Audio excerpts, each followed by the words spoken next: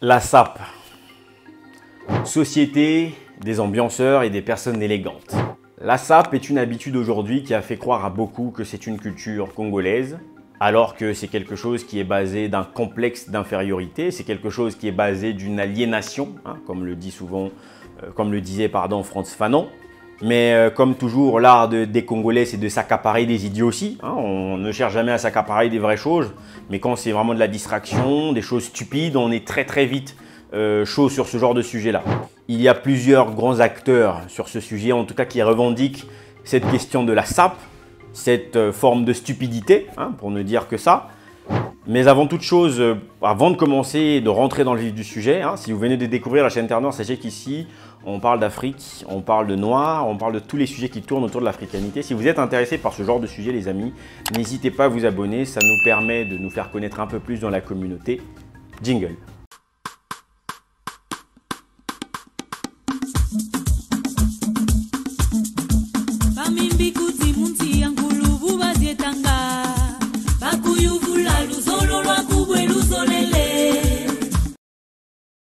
Les Congolais de Brazzaville s'accaparent beaucoup la SAP, comme si c'est censé être une fierté nationale. Vous avez certainement déjà vu des Congolais de Brazzaville partout, ou pas que des Congolais d'ailleurs, de manière générale, des gens avec l'image de la SAP, bien habillés, la démarche, la manière de parler. Or, il s'avère que cette chose dont on appelle la SAP tient son origine du colonialisme.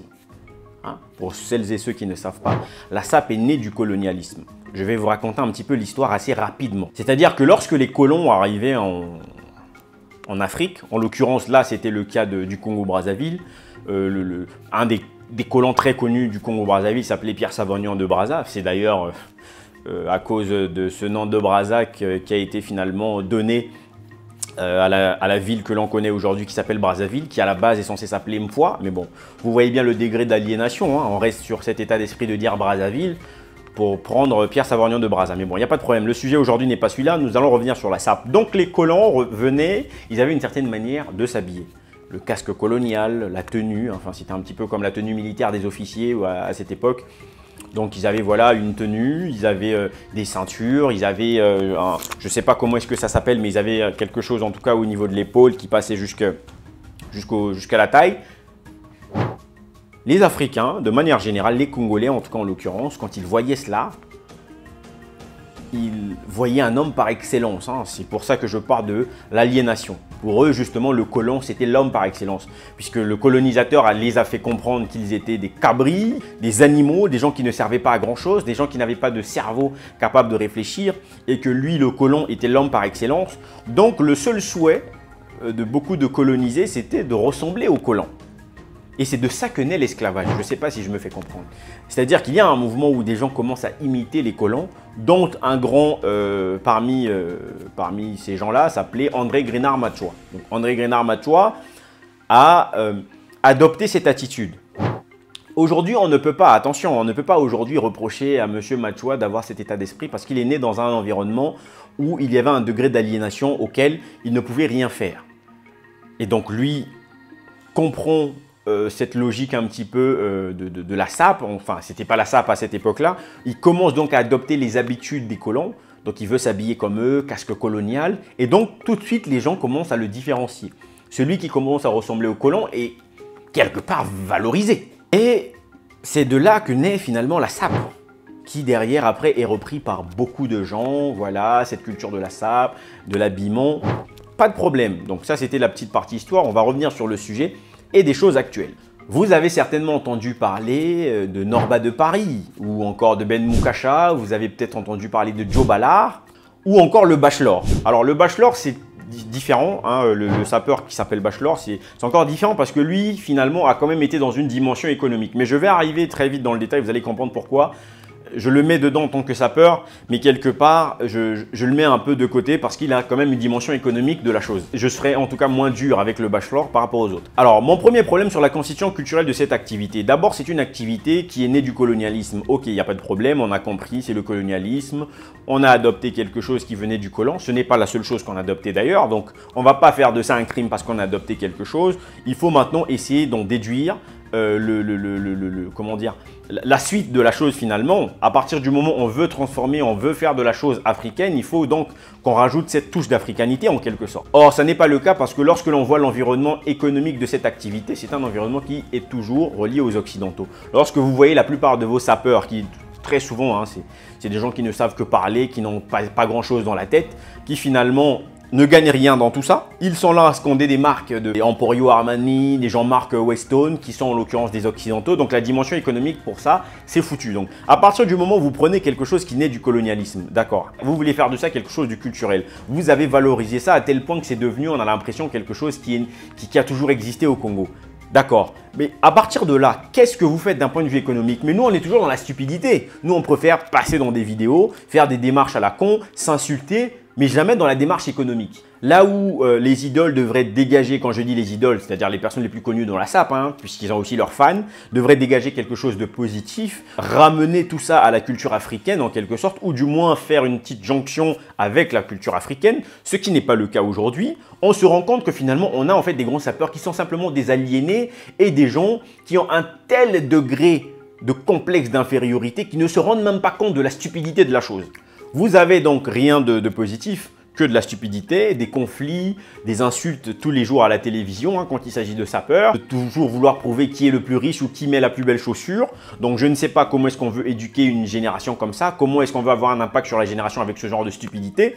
Donc quand on passe à la télé, on passe toujours pour des cancres puisque tout ce que l'on sait faire c'est « tu ne sais pas t'habiller, je m'habille mieux que toi, je suis en Giorgio Armani, je suis en je ne sais pas qui, je suis en Gianfranco Ferré ah, ». Vous avez l'habitude, si vous avez vu quelques vidéos, je vais peut-être vous mettre des extraits, vous allez vous rendre compte très rapidement. Nous ensemble les Passantena, c'est juste bien habillé.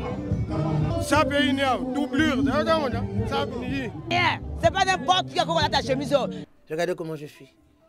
Ça, c'est ça la sape. Voilà. L'art de s'aimer au quotidien. Tu seras beau tous les jours. C'est comme si j'allais à un mariage.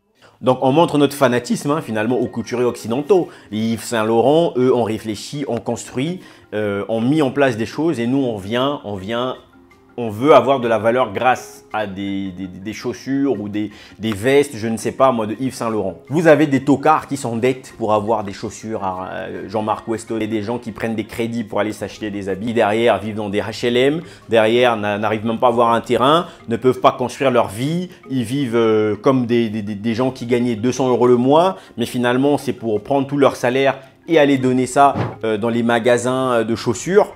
Vous vous rendez compte à quel point les gens sont stupides. Quand bien même je ne serais pas contre le fait que les Congolais veuillent rester dans cette logique de la SAP, puisque je me dis le degré d'aliénation a atteint un niveau tel qu'on ne peut pas en sortir d'une certaine manière.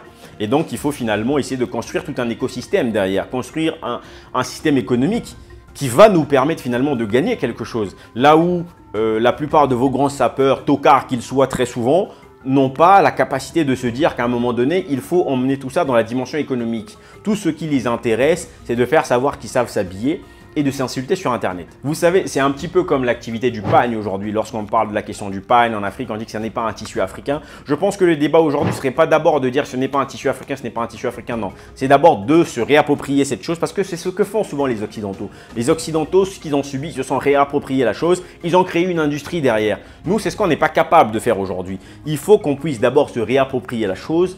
Ensuite, derrière, on peut créer une industrie. Moi, quand je vois, par exemple, dans la dame qui fait Nana Wax, je ne sais pas exactement hein, si elle vend que du pagne ou si elle vend même du pagne, hein, je veux être honnête. Mais je me dis, c'est bien, elle est dans une démarche économique.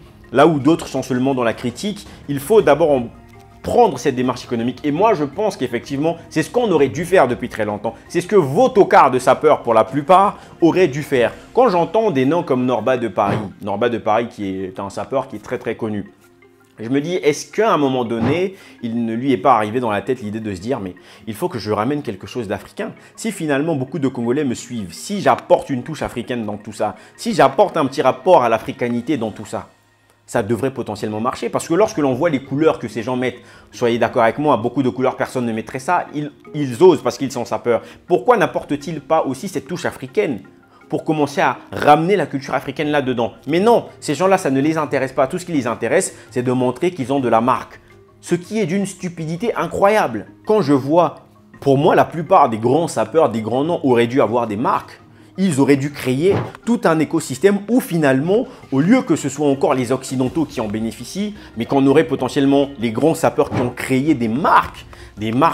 Mais le problème, c'est qu'ils ne sont pas capables, c'est ça la réalité, ils ne sont pas capables de réfléchir de la sorte et il n'y a pas un écosystème pour leur pousser de dire viens, on va faire la chose comme ceci, on va créer un truc à ton nom parce que tu commences à représenter une grande masse de gens qui te suivent et donc on va créer ce modèle-là. Comme ça, on va commencer à se faire de l'argent dessus. Non, nous, on n'est pas dans ça. Nous, on est plutôt dans les insultes, toutes les bêtises qu'il y a. Vouloir prouver un tel est riche, un tel n'est pas riche. Mais lorsqu'il s'agit de la question économique, lorsqu'il s'agit des choses les plus importantes, parce que figurez-vous que quand tous ces tocards de sapeurs s'affrontent entre eux, ce sont les couturiers occidentaux qui se frottent les mains parce qu'ils se font de l'argent gratuitement. La plupart de vos parents sont omnibulés par les chaussures de Jean-Marc Weston. La plupart des gens au Congo, quand ils imaginent la Jean-Marc Weston, tout le monde veut l'acheter. Mais pourquoi quelqu'un ne penserait pas acheter, je ne sais pas moi, un Bungu, je sais pas, un Bungu qui créerait une chaussure. Mais comme il n'y en a pas parce que la plupart de vos sapeurs sont des tocards, aujourd'hui on se retrouve encore dans cette situation. Comment voulez-vous qu'on puisse se dire qu'à un moment donné, il y a eu la question de l'aliénation qui a fait naître la SAP. D'accord, c'est un sujet historique. 2, on est toujours dans la stupidité, on continue à s'insulter, ce qui montre vraiment qu'on n'évolue pas. 3, l'environnement économique de tout ça, ce n'est pas ce que l'on voit. J'ai dit tout à l'heure que je ne m'attaquerai pas trop au bachelor parce que le bachelor, en l'occurrence, il n'a pas nécessairement peut-être créé de marque. Il a au moins un magasin où il revend des produits. Où lui est dans une démarche plutôt économique par rapport aux autres qui veulent seulement passer sur Facebook, sur YouTube pour vouloir dire qu'ils sont ceci, qu'ils sont cela. Donc les amis, je ne sais pas ce que vous pensez de ça. J'espère que si vous ne saviez pas, en tout cas, vous venez de découvrir un petit peu l'histoire un peu de la sapologie succinctement.